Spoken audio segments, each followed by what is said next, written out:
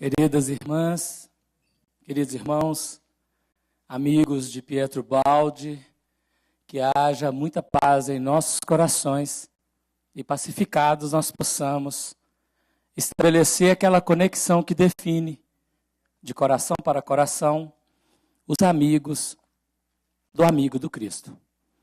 Nós vamos fazer um voo muito rápido, naturalmente, todo mundo sabe disso, ligeiro, mas vamos tentar algumas aproximações também, dentro daquela dinâmica de buscar equações que possam nos ajudar a pensar com maior profundidade. Deparamos no Livro dos Espíritos, na questão 540, que trata da ação dos espíritos na natureza, o final da resposta, a afirmativa dos espíritos que é assim que tudo serve, que tudo se encadeia na natureza, desde o átomo primitivo até o arcanjo, que também começou por ser átomo. E este átomo primitivo precisa ser entendido por nós antes do hidrogênio. O hidrogênio já não é mais um átomo primitivo. O hidrogênio já entrou na escala da matéria. Nós estamos num terreno anterior, ainda, talvez naquela substância, que é a força nervosa do todo sábio. Do átomo ao arcanjo foi a proposta que nós recebemos e vamos conversar sobre isso. E queremos, com as aproximações, nós vamos fazer uma avaliação aqui com o Pastorino, que todos devem conhecer, Sabedoria do Evangelho, para dar a ideia gráfica com Allan Kardec, no Livro dos Espíritos, e com, naturalmente, a obra do Pietro Baldi, que é a ideia que circula entre nós, e já foi falado muita coisa, né? Aquele triângulo, nós vamos tentar fazer essa análise, esse triângulo amarelo, como a centelha divina, a luz, vida. O Espírito, na sua primitiva manifestação, a primeira, antes da queda, esse quadrado potencial representaria a matéria, seria a treva, um sono profundo. E nós buscamos aqui uma coincidência no Gênesis, e disse Deus, haja luz e houve luz. Vamos imaginar, tentar fazer só um aspecto gráfico, um aspecto da imaginação, que seria esta centelha divina. Aquele ser criado pelo Criador, que ainda não é perfeito, não é perfectível, deve dar o sim de adesão consciente, por amor, livremente, ao projeto do Criador. Não é? No Livro dos Espíritos, nós deparamos com essa questão de número 23, quando Allan Kardec pergunta o que é o Espírito. E dizem lá na resposta, os benfeitores, que é o princípio inteligente do universo. E há muita confusão quando nós estudamos o Livro dos Espíritos, por isso o mal-entendido, diria o nosso Baldi, é uma das maiores pragas na relação humana, que às vezes nós lemos, mas não compreendemos bem. Não estou dizendo que eu compreendo bem, mas estão tentando avaliar alguns pontos. Né? Quando se trata da palavra Espírito, até a questão 75, está dizendo, fazendo menção a esse termo aqui. Ó, isso aqui está na questão 25, no meio da resposta, no meio da pergunta, Kardec coloca isso lá. E só quem tem lupa que vê. Entendemos aqui por espírito o princípio da inteligência. A abstração feita das individualidades que, por esse nome ou que desse nome, se designam. Então, nós estamos num terreno anterior ao que chamamos de espírito. Esse princípio inteligente é o princípio da substância.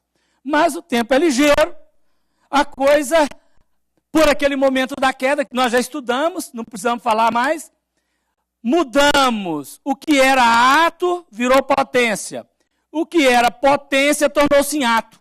Invertemos completamente a nossa posição, porque não fizemos aquela adesão saudável e consciente ao projeto do Criador e fomos projetados na matéria. Ou nos projetamos, não fomos projetados não. Nós nos projetamos e criamos a matéria, geramos a matéria, não é? E aí essa matéria para nós, então veja o ato agora, depois dessa queda, virou ato a matéria, o átomo, a treva, morte, que está morto. Quando o Evangelho fala de morte, é essa aqui, ó, dormindo. E a potência é o espírito, luz, vida, acordado.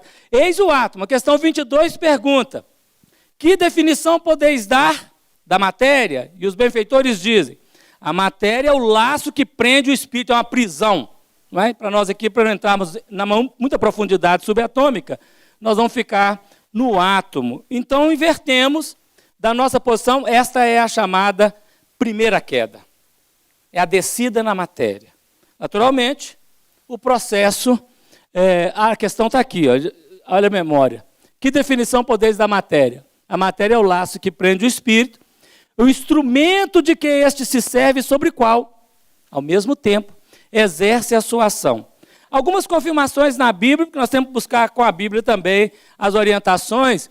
Esse texto de Isaías 14:12, o texto é maior, ele diz assim para nós: como caíste do céu, ó estrela da manhã, filha da alva, tu que debilitava as nações.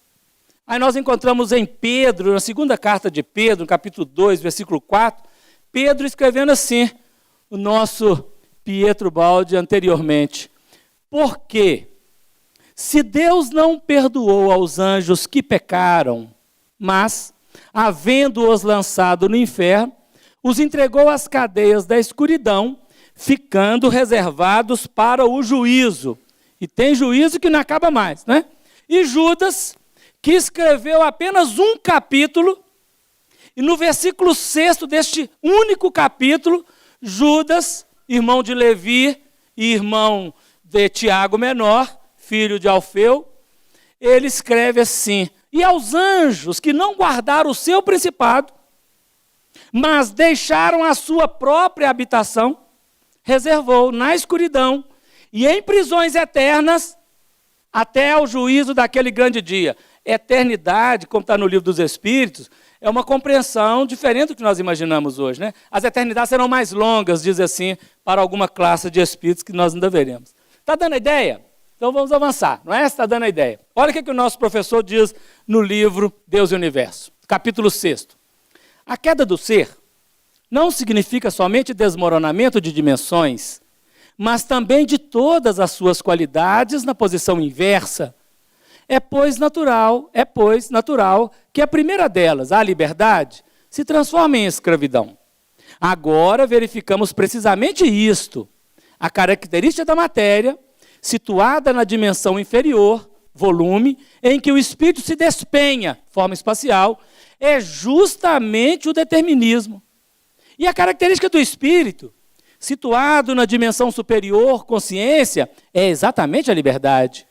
Esta condição de determinismo na matéria representa, pois, a posição dos espíritos decaídos. Assim, estes, de sua natural liberdade, são precipitados na prisão da forma, na condenação de não poder viver senão em um corpo. Evolver, espiritualizando-se, significa inverter a posição, isto é, aprender a viver sem ele, sem corpo. A dele desprender-se, sem mais considerá-lo como a própria vida, mas apenas como uma negação desta. Vamos chamar os poetas. Porque os poetas falam muito com poucas palavras, nós que não somos poetas, falamos pouco com muitas palavras. Evolução, Rubens Romanelli, está no livro Primado do Espírito, Semper Ascendens, ele escreve assim: de muito longe venho, em surtos milenários, vivi na luz dos sóis, vaguei por 1000 esferas, e preso ao turbilhão dos motos planetários, fui lodo e fui cristal, no alvor de priscas eras. 1000 formas animei nos reinos multifários, fui planta no verdor de frescas primaveras, e após desenvolver impulsos embrionários, galguei novos degraus. Fui fera dentre as feras. Depois que em mim brilhou o facho da razão, fui o íncola feroz das tribos primitivas, e como tal vivi por vidas sucessivas. E sempre na espiral da eterna evolução, um dia alcançarei em planos bem diversos a glória de ser luz, na luz dos universos.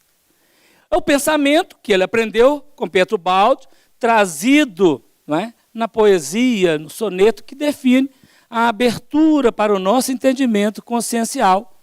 E nós vamos fazer esta viagem conforme aprendemos no Sabedoria do Evangelho, de nosso pastorino. Vamos trabalhar aqui. Vai vendo lá, pretinho e amarelinho. Diz que amarelo é a cor do geminiano, né? Então que seja assim. Mineral, primeiro reino, começa a evolução, o átomo. E é da lei a atração e a repulsão. A lei de amor no reino mineral é atração e repulsão. O amor na esfera química mineral é atração e repulsão. O plano físico é corpo. O espírito aprende a fazer corpo e unir um com o outro conforme a afinidade e separar um do outro conforme a não afinidade. Então aqui nós temos a materialização profunda de nossos valores de espírito. O estado de consciência é sono profundo e a expansão do ser aqui é apenas vibração. Do átomo ao cristal ou do hidrogênio ao urânio. Veja aqui, olha, como é daqui para cá é o primeiro ponto. Mas à medida que o tempo passa, esse mineral ele vai levantando essa lateral, de quem olha aqui a lateral esquerda, não é? Vai levantando, enquanto lá o ser está preso, olha, o espírito está preso. E ele vai trabalhando o corpo, ele vai melhorando o corpo, ele vai ampliando possibilidades, não é? E aí galgando, terminando o reino mineral, que no nosso planeta Terra, só na Terra, tá? Estamos falando do Big Bang, do universo. No nosso planeta Terra, o mineral inorgânico durou 3 bilhões de anos. Desde o momento em que Jesus destaca do Sol aquela massa, até chegar aos primeiros vírus e bactérias com o campo do protoplasma aqui na Terra, nós temos 3 bilhões de anos. Só para a gente ter uma ideia. E a coisa é maior, nós sabemos disso, né? Quando chegamos no reino vegetal, que é a entrada do protoplasma, a chegada de uma massa viscosa trazida por Jesus para o planeta, no nosso caso de planeta, nós saímos ou ampliamos, além do plano do corpo físico, da concretude física, o campo etérico. Chamamos de duplo etérico, o corpo, o princípio vital, a vitalidade, onde estão radicadas a sede das sensações físicas, calor, frio, o prazer, esse componente mais físico, a sede está no corpo etérico, e a lei de amor, ela fala para nós aqui de fome e de sexo. Juntamente fome e sexo, a insaciabilidade do desejo, onde a fome vai fazer o desenvolvimento a partir do movimento da vida, o componente intelectual, e o sexo vai fazer, a partir da relação, o processo do amor. Então a sabedoria e o amor começam nessas expressões bem recuadas, e o estado de consciência deste ser é um estado de consciência de sono, sem sonhos, e a expansão do ser é sensação, sensibilidade. Nós temos, enquanto fixa a lateral do duplo etérico, começa a construir a outra, é de cima para baixo, né? Começa a construir a outra à medida que o tempo vai passando, e aí, terminado o reino vegetal, nós estamos no reino animal. Terceiro reino. Reino animal, onde desenvolve o corpo astral. Lembrando que Allan Kardec, quando fez uma divisão trina. Corpo, perispírito, espírito. Aqui nós estamos diante de uma divisão setenária, onde nós temos corpo configurado em corpo físico e corpo etérico. Nós temos o perispírito configurado em corpo astral e corpo mental inferior.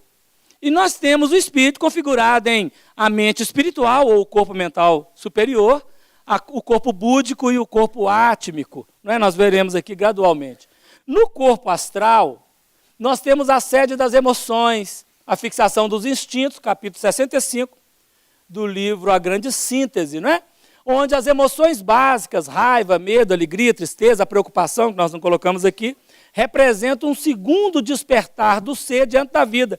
E a lei de amor, que era lá atrás atração e repulsão, depois fome e sexo, ela agora converte-se num fenômeno novo, chamado macho e fêmea, dentro das polaridades da criação, onde nós temos o elemento o yang no macho e o elemento yin na fêmea. O estado de consciência é de sono com sonhos.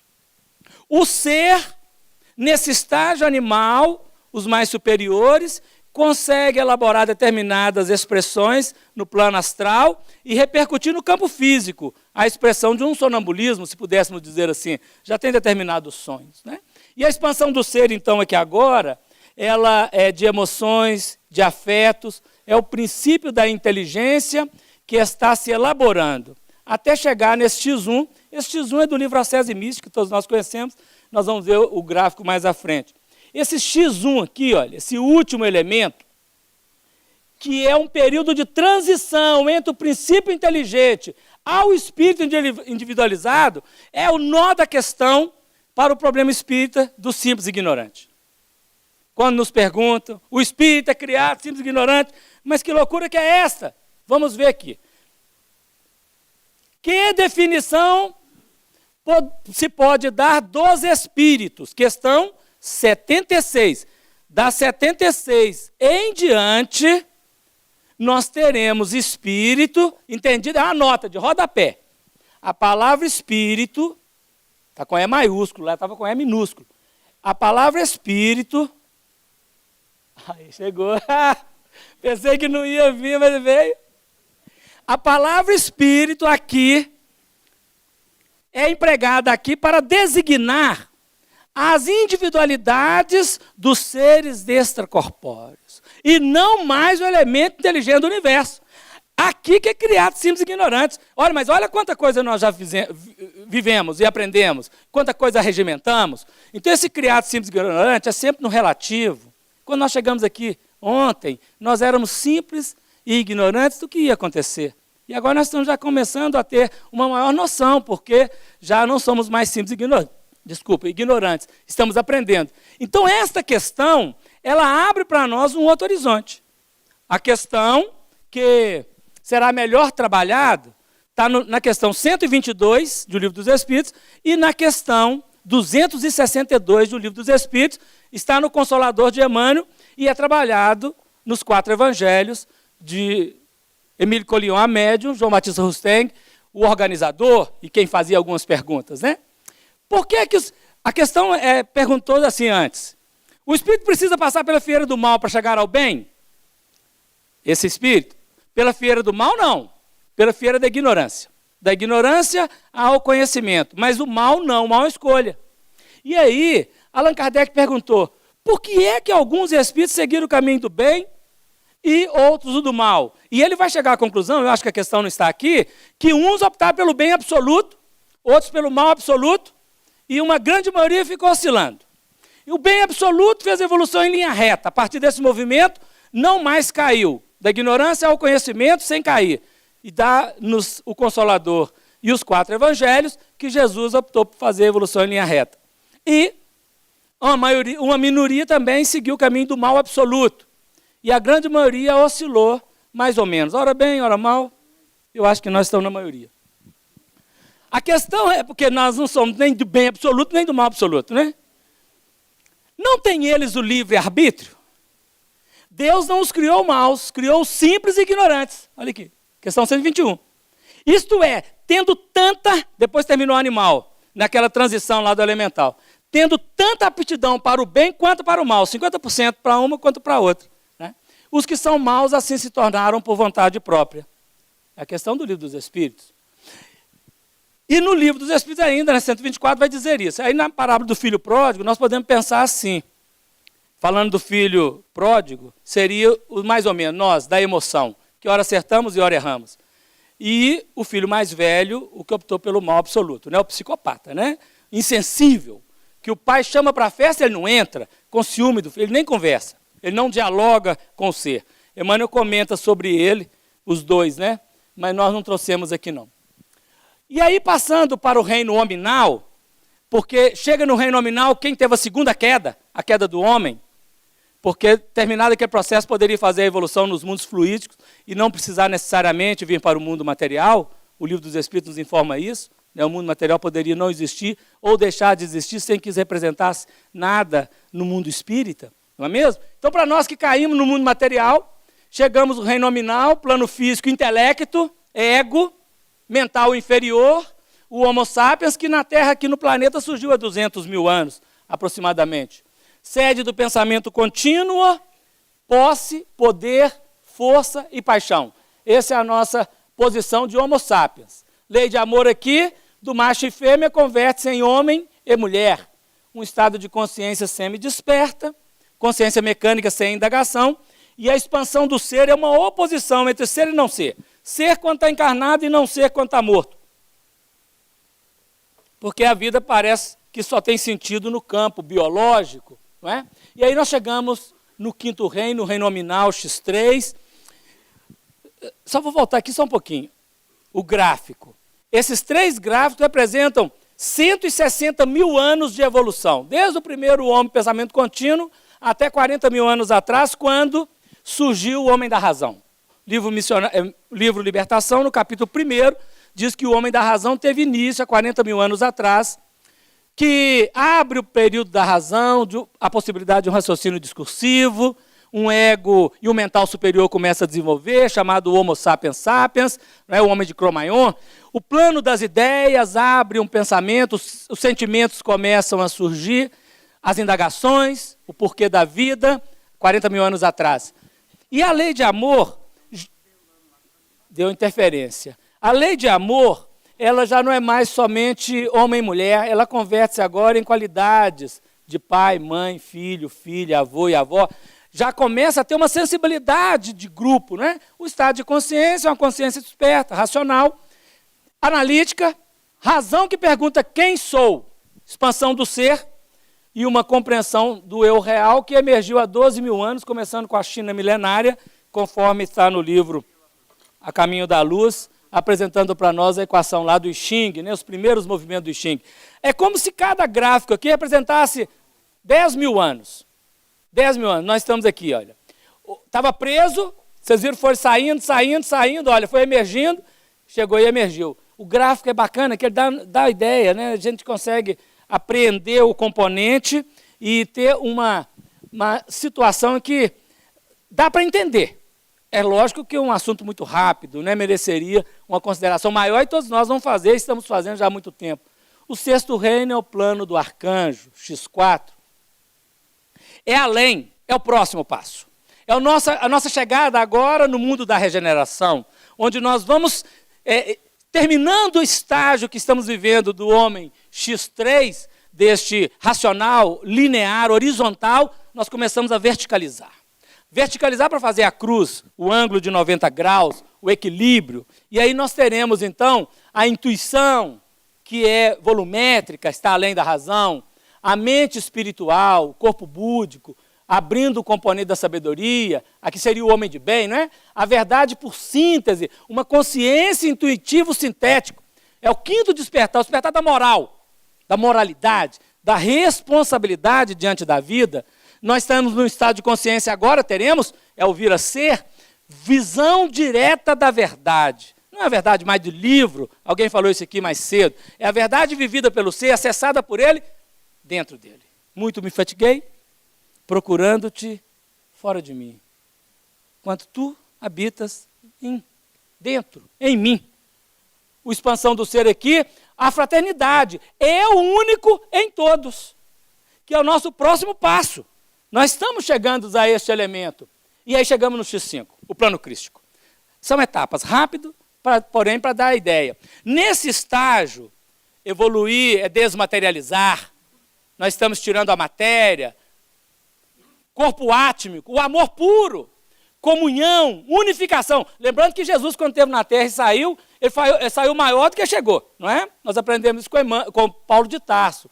A lei de amor aqui é o amor. É o Cristo que dá a vida pelos seus amigos, pelo outro. O estado de consciência é de unificação. Eu e o Pai, acabou a separatividade. Eu e o Pai somos um, nós somos uns com os outros. Expansão do ser, união total em Deus e em suas criaturas. E o Salmo, Davi, na captação da onda noúrica mais alta, Davi escreve assim, 68, 18. Tu subistes ao alto, levaste cativo o cativeiro. Então agora, olha, esses bilhões de evolução para tirar aquela sujeirinha desse negócio quadradinho aqui. Era preferir comprar uma borracha, né? Ia pagar. Olha lá. Meu Deus. Eu acho que pulou demais aqui.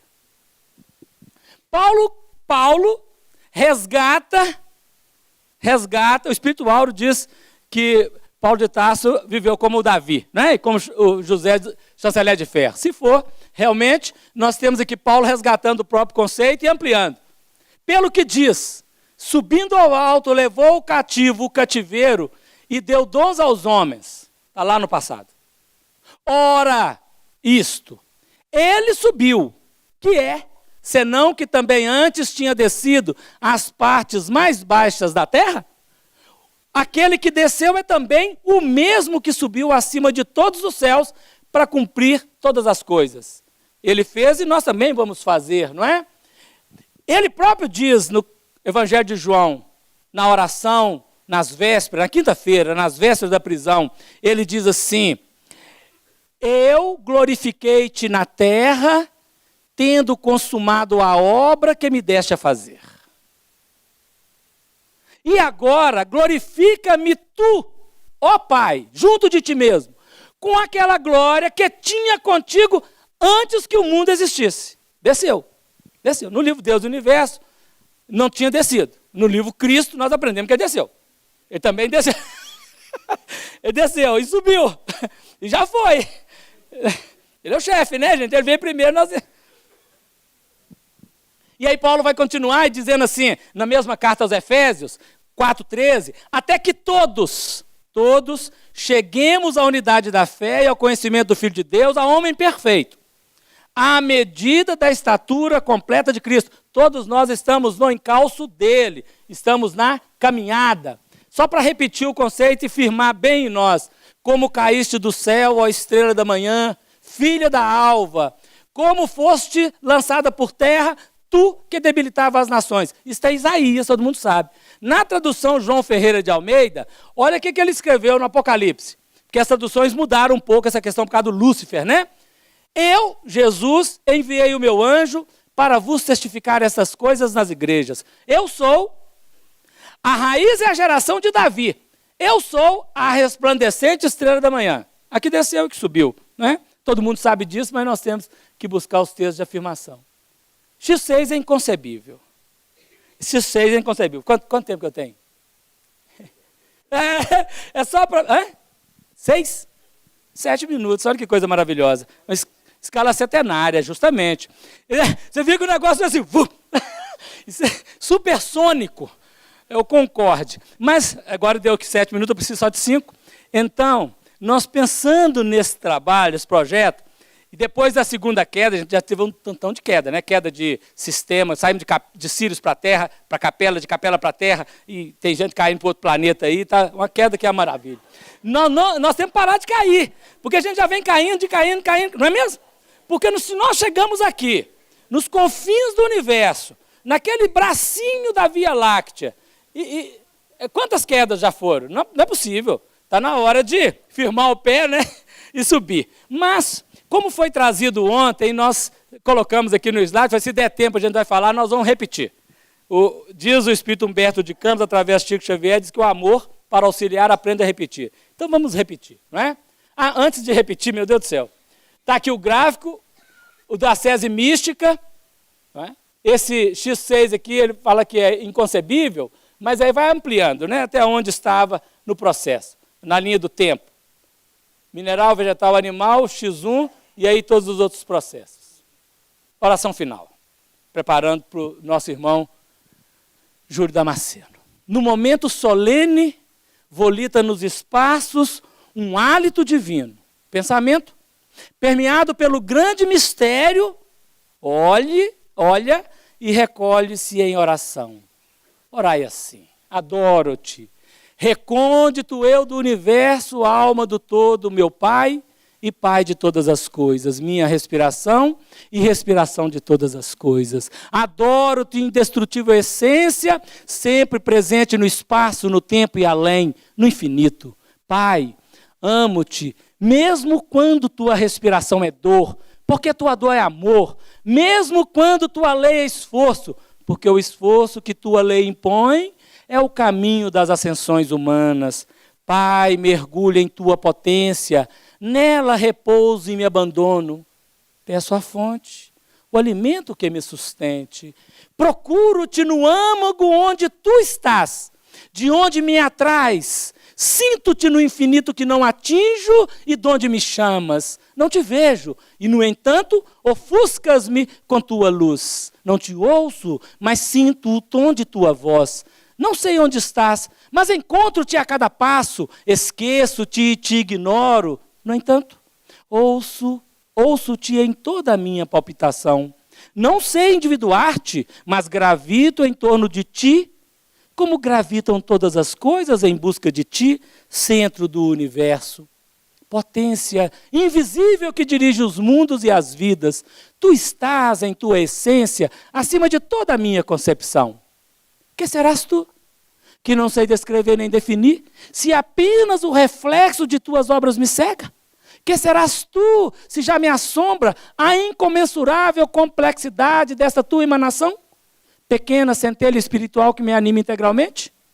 O homem te busca na ciência, invoca-te na dor, te embediz na alegria, mas na grandiosidade de tua potência, como na bondade de teu amor, está sempre além de todo o pensamento humano, acima das formas e do vir a ser. Um lampejo do infinito, no ribombar da tempestade está Deus.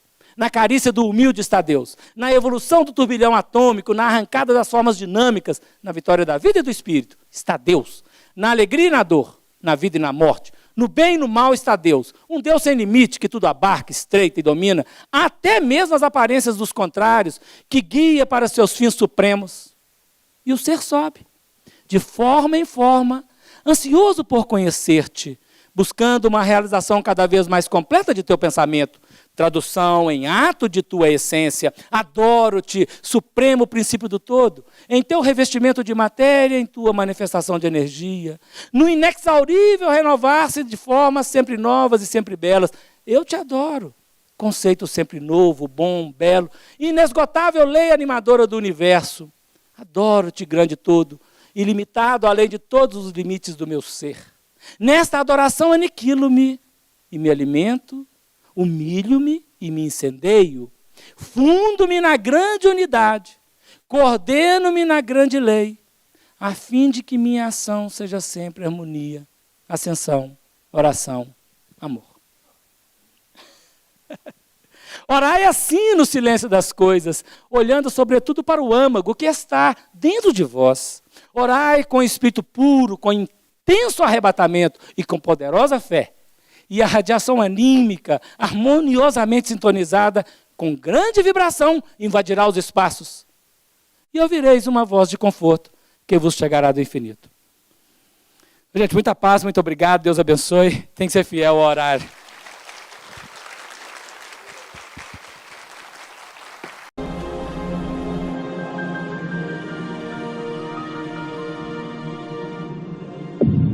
IBS, Instituto Brasileiro de Benemerência e Integração do Ser. www.ibis.org